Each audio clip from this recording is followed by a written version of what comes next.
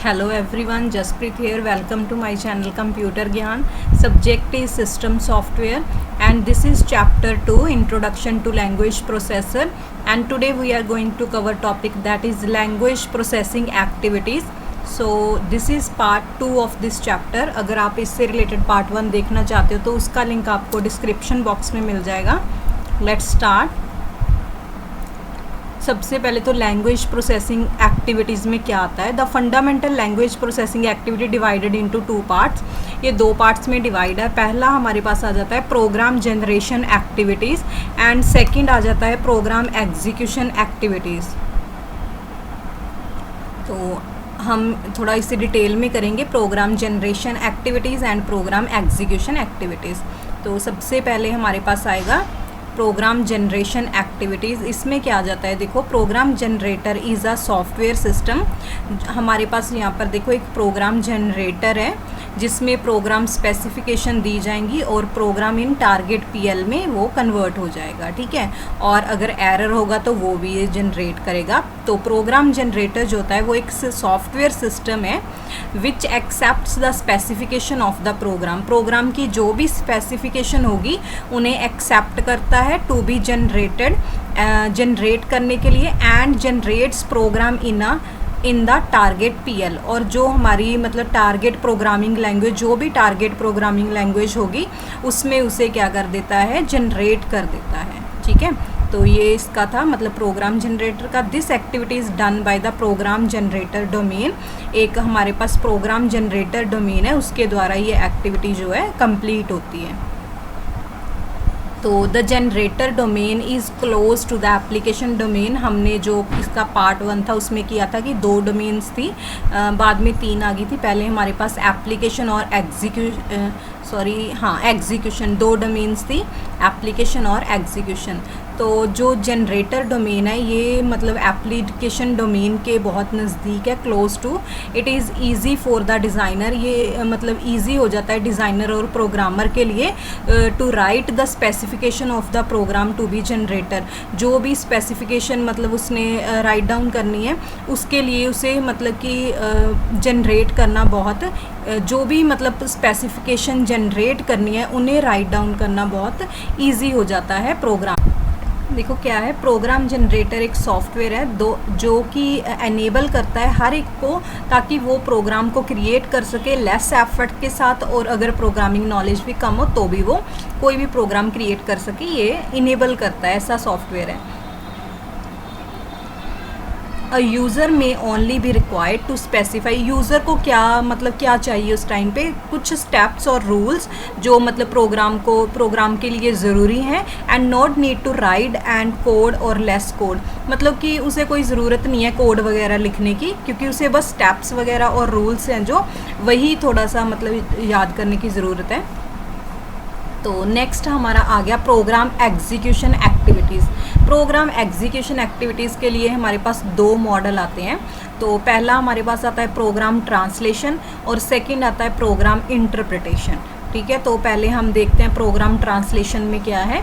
देखो source program है तो ट्रांसलेटर है. ट्रांसलेटर क्या करेगा, उसे मशीन लैंग्वेज प्रोग्राम में कन्वर्ट कर देगा, फिर मशीन लैंग्वेज से वो क्या होगा, जो टारगेट होगा उसमें कन्वर्ट कर देगा. ठीक है, तो प्रोग्राम ट्रांसलेशन जो मॉडल होता है वो क्या है, ब्रिजेस द एग्जीक्यूशन गैप. जो हम बोल रहे थे कि 2 गैप होते हैं, एग्जीक्यूशन गैप होता है और एप्लीकेशन गैप था. तो जो एग्जीक्यूशन गैप था उसे मतलब कि ब्रिज करता है by translating a program written in PL में उसको मतलब कि प्रोग्राम को लिख देता है जिसे हम बोल रहे हैं सोर्स प्रोग्राम. ठीक है, और मतलब कि इनटू एन उसको सोर्स प्रोग्राम को पीएल में लिख देता है. An equivalent program in the machine language, जो मशीन लैंग्वेज उसकी इक्विवेलेंट होगी उसमें कर देता है, जिसे हम बोल सकते हैं कि वो टारगेट प्रोग्राम है. मतलब मेन यही है कि जो प्रोग्राम ट्रांसलेशन होता है वो सोर्स प्रोग्राम को कन्वर्ट कर देता है या फिर ट्रांसलेट कर देता है टारगेट प्रोग्राम में. ठीक है, मतलब टारगेट हो सकता है जो मशीन से मतलब मशीन लैंग्वेज से जो रिलेटेड होता है उसमें कन्वर्ट कर देता है. इसके कैरेक्टरिस्टिक्स देख लेते हैं हम मॉडल के। A program must be translated before it can be executed, मतलब क्या कि सबसे पहले एग्जीक्यूट होने से पहले प्रोग्राम ट्रांसलेट होना ज़रूरी है। The translated program may be saved in file, जो भी ट्रांसलेटेड प्रोग्राम होता है वो किसी फाइल में सेव हो सकता है। The saved program may be executed repeatedly, तो जो सेव्ड प्रोग्राम है उसे हम मतलब वो बार बार रिपीट हो सकता है, मतलब कि उसकी एग्जीक्यूशन जो है वो रिपीट हो सकती है बार बार। A program must be retranslated following modification, और हम मतलब कि जो प्रोग्राम है उसे रीट्रांसलेट भी कर सकते हैं। जैसे मान लो हाई लेवल लैंग्वेज है और मशीन कोड है। हाई लेवल लैंग्वेज जो मतलब कि ह्यूमंस के लिए इजी होती है, जब मान लो यूज़र्स के लिए इजी होती है, easy for programmer to understand, contains English word, normal English words होते हैं इसमें। और ट्रांसलेटर प्रोग्राम, ठीक है, तो उसने मशीन कोड में कन्वर्ट किया। मशीन कोड कौन सा होता है? जो कंप्यूटर को समझ आता है, जैसे बाइनरी की फॉर्म में 1 0, हमें पता है कि कंप्यूटर ओनली 1 0 फॉर्म में ही समझता है, तो वो मशीन कोड होता है, ठीक है। तो मशीन कोड में वो कन्वर्ट कर देता है। सेकंड हमारे पास आता है प्रोग्राम इंटरप्रिटेशन मॉडल, ये भी हमारा एग्जीक्यूशन का ही मॉडल है। तो it read the source programme and store it in its memory. ये क्या करता है कि जो सोर्स प्रोग्राम है उसे रीड करके जो उसकी मेमोरी है मतलब मेमोरी में स्टोर कर देता है। During interpretation it takes a source statement, जब इंटरप्रिटेशन हो रही होती है तब ये क्या करता है, सोर्स स्टेटमेंट को मतलब लेता है, डिटरमाइन इट्स मीनिंग, उसका मीनिंग समझता है कि मीनिंग क्या है, एंड परफॉर्म एक्शन, और फिर उस पर एक्शन परफॉर्म करता है। जैसे मान लो कंप्यूटेशन, इनपुट आउटपुट, जो भी उसने इम्प्लीमेंट करना है फिर वो परफॉर्म करता है। जैसे ये देखो प्रोग्राम लिखा है, ठीक है, जावा फाइल्स में लिखा है, और उसमें जावा फाइल्स हमारी हाई लेवल लैंग्वेज होती है, ठीक है, जो हम इजीली मतलब कि हमारे लिए इजी होती है, इंग्लिश में होती है। तो उसे पहले कंपाइल किया तो देखो क्लास फाइल बन गई जो कि 1 0 की फॉर्म में बन गई, और जो मतलब कि कंप्यूटर है उसे 1 0 की फॉर्म ही समझ आती है। उसके बाद देखो एग्जीक्यूट हुआ है, तो इंटरप्रेटर के ये देखो हमारे पास एग्जीक्यूट हो गया, इंटरप्रेटर रन हुआ है यहाँ पर, तो ये हो गया। In the program interpretation the CPU use program counter, okay, तो जो इंटरप्रिटेशन होता है प्रोग्राम, उसमें जो CPU है हमारा वो प्रोग्राम काउंटर को यूज़ करता है ताकि वो जो उसका नेक्स्ट इंस्ट्रक्शन है उसका एड्रेस जो है वो उसमें नोट डाउन कर सके। कि जैसे मान लो पहले एक इंस्ट्रक्शन एग्जीक्यूट होगी, उसके बाद जो एग्जीक्यूट होने वाली इंस्ट्रक्शन है उसके एड्रेस को प्रोग्राम काउंटर में सेव किया जाता है, ठीक है, तो प्रोग्राम काउंटर को यूज़ करता है।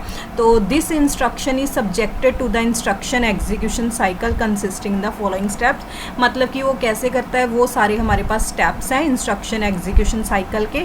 सबसे पहले तो जो इंस्ट्रक्शन है उसे फैच करेगा, ठीक है, कि कौन सी इंस्ट्रक्शन है, फिर उसे इंस्ट्रक्शन को डिकोड करेगा टू डिटरमाइन कि ऑपरेशन कौन सा परफॉर्म होगा, फिर उसके बाद इंस्ट्रक्शन जो है वो एग्जीक्यूट होती है, ठीक है। तो ये हमारे स्टेप्स थे एग्जीक्यूशन साइकिल के। At the end of the cycle, जब साइकिल एंड हो जाता है तब क्या होता है, प्रोग्राम काउंटर अपडेट हो जाता है, and the cycle is repeated for the next instruction, और जो अभी हमने 3 स्टेप किए थे वो फिर क्या होंगे, फिर नेक्स्ट इंस्ट्रक्शन के लिए वही रिपीट होंगे, ठीक है। सबसे पहले जैसे मतलब वो फैच करेगा इंस्ट्रक्शन कौन सी है, फिर उसे डिकोड करेगा, फिर उसे एग्जीक्यूट करेगा। तो ये सारा प्रोसेस होता है एक इंस्ट्रक्शन पर, फिर नेक्स्ट इंस्ट्रक्शन आती है, फिर उस पर ये प्रोसेस होता है, साइकिल चलता है। तो ऐसे साइकिल चलता जाता है। Thus the program counter, PC program counter can indicate which statement of the source program is to be interpreted next. Program counter का यही मतलब हम बोल सकते हैं कि वो क्या करता है, इंडिकेट करता है कि सोर्स प्रोग्राम की कौन सी स्टेटमेंट है जो नेक्स्ट मतलब नेक्स्ट स्टेटमेंट कौन है जो एग्जीक्यूट होएगी, ठीक है। तो वो हो गया, देखो इंटरप्रेटर हो गया मेमोरी, CPU मेमोरी। तो इंटरप्रेटर क्या है, प्रोग्राम काउंटर ये रहा, ठीक है। एरर का तो मतलब होता है अगर एरर आएगा तो शो कर देगा। तो सोर्स प्रोग्राम प्लस डाटा, जो भी हमारा मतलब इंस्ट्रक्शन हम बोल सकते हैं इस पूरे को source program plus data, instruction को मेमोरी से फेच करेगा या फिर मेमोरी में जो है स्टोर कर देगा, ठीक है, ये चलता है। तो प्रोग्राम काउंटर देखो इस साइड CPU है हमारा मेमोरी, ML प्रोग्राम हो गया ये memory language, machine language program plus data हो गया, ठीक है। तो ये दोनों हो गए, ये सोर्स प्रोग्राम हो गया और ये हमारा क्या हो गया, मशीन लैंग्वेज प्रोग्राम हो गया। तो ये प्रोग्राम इंटरप्रिटेशन था। तो हमारा मतलब कि ये वाला टॉपिक एक्टिविटीज़ वाला आज कंप्लीट हो जाता है। Thanks for watching. अगर आपको वीडियो पसंद आई है तो इसे लाइक और शेयर ज़रूर करें, और अगर आपने मेरे चैनल को सब्सक्राइब नहीं किया तो अभी आप इसे सब्सक्राइब कर लें।